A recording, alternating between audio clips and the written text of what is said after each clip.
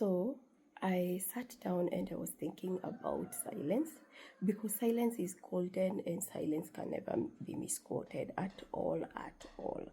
Haijalishi watu wanasema nini au wanafanya nini. Silence will never be misquoted. But wait a minute. Does it mean just because you are silent that you should look at people stepping on you and doing all manner of trash and evil on you? Kweli, is that the real meaning of silence? Silence doesn't mean that you allow people to trample on you, to trash you, or to do whatever they feel like doing.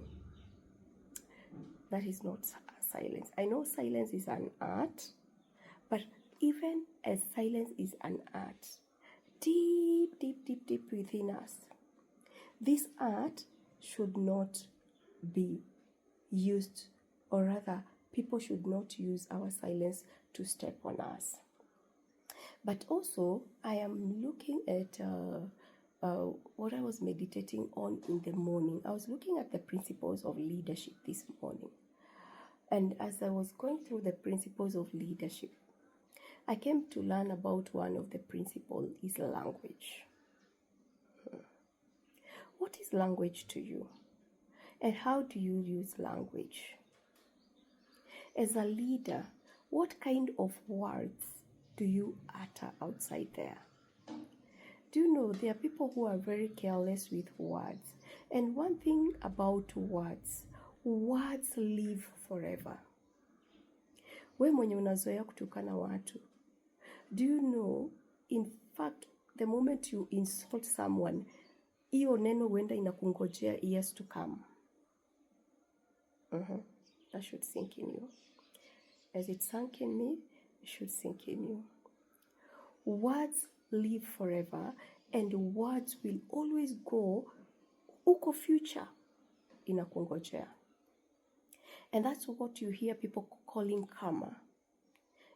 And the way they say karma is because what you do now, ata uende wapi. Life is spiritual and life rotates. Life rotates, my dear one. Just get to know that life rotates. You do evil to me, inaenda inakungoja. We have seen people that we really loved and we really treasured. But what happened into their lives? Usijifanye haujui. What happened to their lives? My dear one, we have seen people, and what has happened to their lives is not because of what you see present. It's because of a deposit. Words are deposits. Because of a deposit they kept for their lives using some words on someone. My dear sister, my dear brother, thima ciugo cia kanua gaku. One thing I've realized with growing up, it will take years, it will take ages to grow up. God will take you through storms of life. God will take you through a ladder in life for you to get to where you are today. But let me tell you, the moment you forget the journey you have walked with the Lord, the moment you forget that humility is a virtue, and you forget that humility is a principle as a leader, my goodness, utateremka hivi. Like ni kama hata hukuwahi panda. So, my heart cries for each and every one of us, including myself. I'm not left behind. Because words have power, words live forever, and words are deposits. And they are deposits that we deposit for our future, even our future generation. How do we continue using words? What should we do with words? They are freely given to us, and we are free to use them. But wait a minute. Do you use these words to build? Do you use these words to kill? Do you use these words to destroy completely? Remember, that is how the devil comes. The devil will come na kuonyeshe vile alionyesha Yesu. Panda paka juu. That is the spirit of pride. It starts that way. Because the devil comes and shows you, uko juu. Na hata ukianguka pale chini huwezi umia. That should sink in us. When I came to realize that is when I decided to narrow down, reduce my circle, desired to know more of God than people. And I came to know, hata nikipandishwa juu naweza anguka chini. Hata nikipandishwa juu naweza shushwa. Hata nikipanda juu ninaweza anguka. So, the moment you realize that, you tarry in prayer. You tarry in God. You tarry in God's word. The word of the Lord is true. The word of the Lord is like a two-edged sword. And I told God, like David, Lord, help me to hide your word in my heart so that I may not sin against you. It doesn't mean that I don't sin. But I try as much as I can to try. Na ndio natumia neno try, because this life and the walk with God is continuous trial.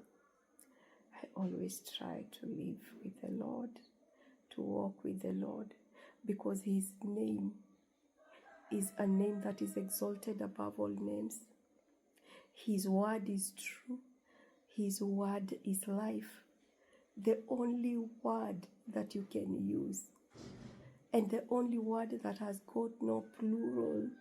All the other words under the sun, hayo majina yote yana wingi, lakini jina la Yesu pekee, jina lenye mamlaka, na neno la Mungu ambalo ni neno, si maneno, likae ndani mwetu kila siku, likazaane ndani mwetu, likawishe nafsi yetu, likatulishe, likatunyweshe. Let me tell you, instead of being everywhere doing everything, I always choose my Bible. It is the best friend that I have. I choose my Swahili Bible. If Swahili is not sinking well, I use my Kikuyu Bible. If Kikuyu is not sinking well, I use my English Bible. I'm granted by God the grace to understand different languages. So I'll take my Maasai Bible, I'll take my Luo Bible, and I will go through God's word. And I feel so good. I get this version, what it says, this version, this language, and desire to be in that place. Hatujafika hata sisi. Tunaundwa kila siku. Na Mungu akituneemesha platform like this one we are using. Oh my God. Let's get to know that one day we will not be here, but our words will live forever. What kind of a deposit are you putting for your generation? Unaekea watoto wako, unaekea vizazi, deposit gani ya maneno? Because your deposit ndio watakuja kukula kwayo. May God help us. May God have mercy on us. May God lift us. May God give us the grace to continue being, may God give us the grace. May we lead from each and every space and lead because God has given us the grace. Not because of who we know, not because of those connections, not because of where we work, not because of what we eat, not because of the salary we bring home, but just because God has given us the grace. May our words be seasoned with salt. Na sio chumvi nyingi. Unajua chumvi ukiweka nyingi kwa chakula inaharibu. My desire and the desire of my heart is to see us progress together, prosper together, and use words in the right way for the glory and honor of our God. because He lives, we can always face tomorrow with courage. God bless you. God keep you. And I love you all.